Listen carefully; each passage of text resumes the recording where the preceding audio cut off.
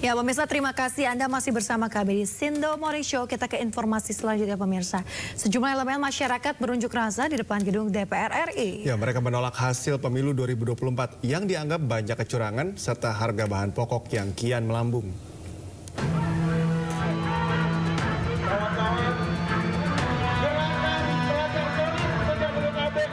Gerakan Masyarakat 1 Maret atau Gema 01 dan 03 serta sejumlah elemen masyarakat lain berunjuk rasa di depan gedung DPR RI.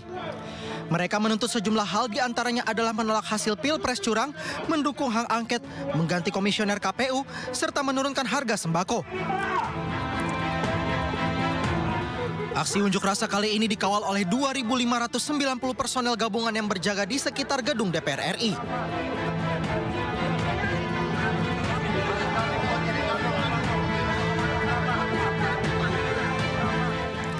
Meski demikian, unjuk rasa ini sempat memanas, bahkan massa sempat nyaris baku hantam dengan petugas kepolisian.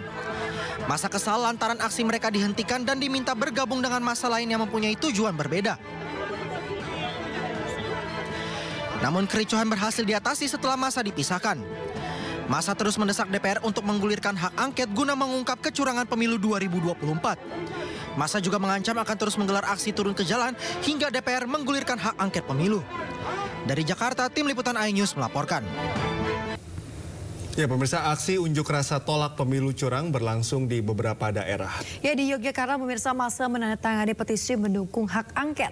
Sementara di Makassar, Sulawesi Selatan, massa menuntut paslon nomor urut 2 Prabowo Gibran didiskualifikasi.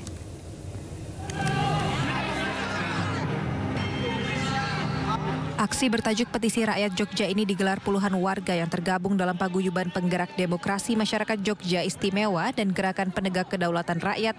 Unjuk rasa digelar di depan Museum Serangan Umum 1 Maret. Massa juga menandatangani petisi mendukung hak angket. Mereka menyoroti banyaknya pelanggaran dan kecurangan selama pelaksanaan pemilu 2024. Massa juga mendesak DPR untuk meminta pertanggungjawaban pemerintah atas politisasi bansos dan penyalahgunaan kekuasaan yang diduga mempengaruhi proses pemilu. Pada intinya mendukung, mendorong dilakukannya hak angket oleh DPR RI untuk memanggil, meminta pertanggungjawaban dari penyelenggara pemerintah terkait dengan penyalahgunaan yang dilakukan oleh kepala negara dalam mempengaruhi proses pemilu, kemudian juga politisasi bansos, dan yang terakhir adalah pelanggaran pemilu. Sementara itu di Makassar, Sulawesi Selatan, unjuk rasa digelar ratusan massa aksi yang tergabung dalam Forum Rakyat Sulsel Menggugat di depan kantor Komisi Pemilihan Umum Sulawesi Selatan. Massa aksi menilai server Sirekap milik KPU sudah disusupkan program pengaturan skor jauh sebelum hari pencoblosan sehingga terkoneksi dengan berbagai lembaga survei quick count dan mengunci angka 57-58% untuk kemenangan pasangan calon presiden dan calon wakil presiden Prabowo dan Gibran. Adalah diskualifikasi paslon 02 karena sudah menabrak aturan. Oke, yang ketiga adalah turunkan harga sembako. Hari ini memang Jokowi membagi-bagi sembako, tapi justru sembako ini semakin naik, rakyat semakin menjerit. Ingat Pak, ibu-ibu yang semua datang demo menjerit kenaikan karena efek dari kenaikan harga sembako. Aksi yang sama juga dilakukan di depan kantor Bawaslu Provinsi Sulsel. Para pendemo mendesak Ketua MPR dan DPR RI beserta jajarannya untuk segera membentuk pansus hak angket dan mendiskualifikasi paslon Capres-Cawapres nomor urut 2 Prabowo Gibran. Tim Liputan iNews melaporkan. Hilangnya suara sejumlah calon legislatif dan partai politik pada penghitungan suara Sirekap menambah daftar masalah dalam pemilu 2024. Ya, banyak pihak mendesak agar dilakukan pemilu ulang.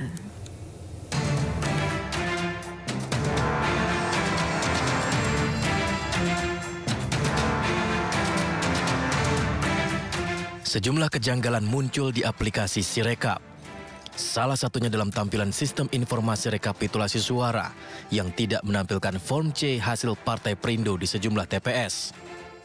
Hasil sementara form C1 atau C hasil pemilu 2024 di Sirekap kerap berubah-ubah. Diduga suara milik ratusan caleg dari Partai Perindo dalam aplikasi sistem rekapitulasi Sirekap hilang. Dalam aplikasi Sirekap, form C1 atau C hasil pemilu Partai Perindo tertutup atau tak ditampilkan. Selain itu, hilangnya sejumlah suara diduga terjadi karena saat dilakukan pengecekan tidak ada sinkronisasi jumlah suara yang ternyata angkanya lebih besar dari yang ditampilkan Sirekap. KPU pun mengakui aplikasi Sirekap ada anomali dan sudah mengoreksi anomali perolehan suara di 154.541 TPS. Data anomali itu saya kira teman-teman sudah paham ya, bahwa hasil unggah foto form C hasil itu yang di-scan, lalu kemudian hasil pembacaannya anomali, dan kemudian kami lakukan koreksi secara bertahap mulai 15 Februari sampai dengan hari ini. Jumlahnya adalah sebagai berikut.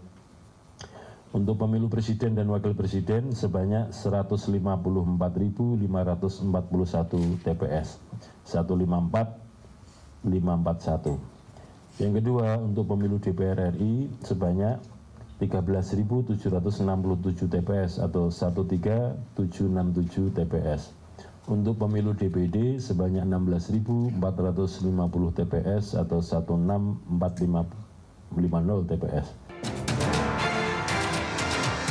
Menyikapi hal ini, PDI Perjuangan, PKS, Partai Nasdem, PKB hingga Partai Perindo kompak menyuarakan dugaan kecurangan pemilu makin kuat. Selain itu, Partai Perindo mendesak untuk diadakannya pemilu ulang karena semua temuan dugaan kecurangan ini seolah menjadi tanda tanya besar apa yang sebenarnya terjadi dan dikhawatirkan mengancam demokrasi.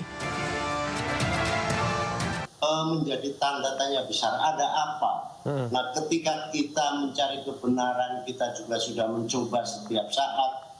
Laporan juga dari bawah juga sangat maksimal bahwa daya rusak pemilu kali ini juga sangat luar biasa.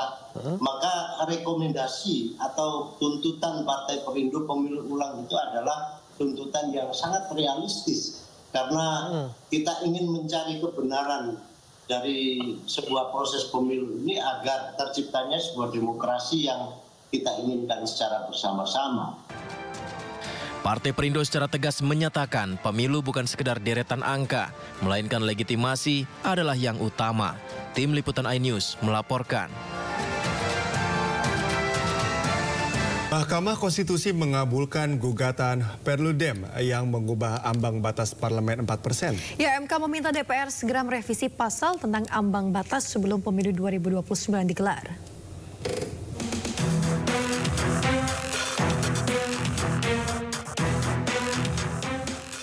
Mahkamah Konstitusi mengabulkan gugatan yang diajukan Perkumpulan untuk Pemilu dan Demokrasi atau Perludem terkait penerapan ambang batas parlemen 4% suara sah nasional untuk menentukan perolehan kursi di parlemen. Yang menurut Perludem, ambang batas parlemen 4% menyebabkan terbuangnya kumpulan suara pemilih pada pemilu. Menurut MK, ambang batas parlemen tidak sejalan dengan prinsip kedaulatan rakyat, keadilan pemilu, dan melanggar kepastian hukum yang dijamin oleh konstitusi. Mengabulkan permohonan pemohon untuk sebagian.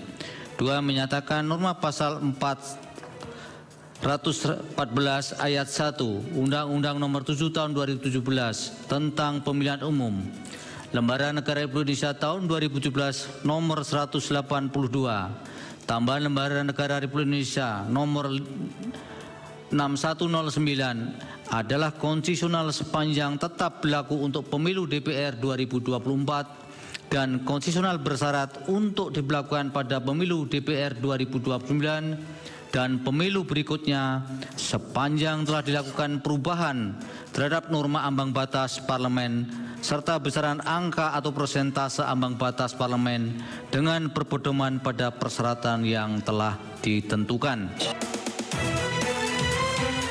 MK setuju dengan Perludem soal ketiadaan dasar penentuan ambang batas parlemen 4%. MK menyebut undang-undang tak pernah mengatur cara menentukan ambang batas, namun ambang batas selalu dinaikkan. Namun keputusan ini baru berlaku untuk pemilu 2029 mendatang, bukan pada pemilu 2024 yang baru saja berlangsung, karena setelah keputusan tersebut, MK akan menyerahkan perubahan ambang batas parlemen kepada pembentuk undang-undang, yakni DPR, untuk segera merevisi undang-undang tersebut sebelum pemilu 2029 mendatang. Tim Liputan iNews melaporkan.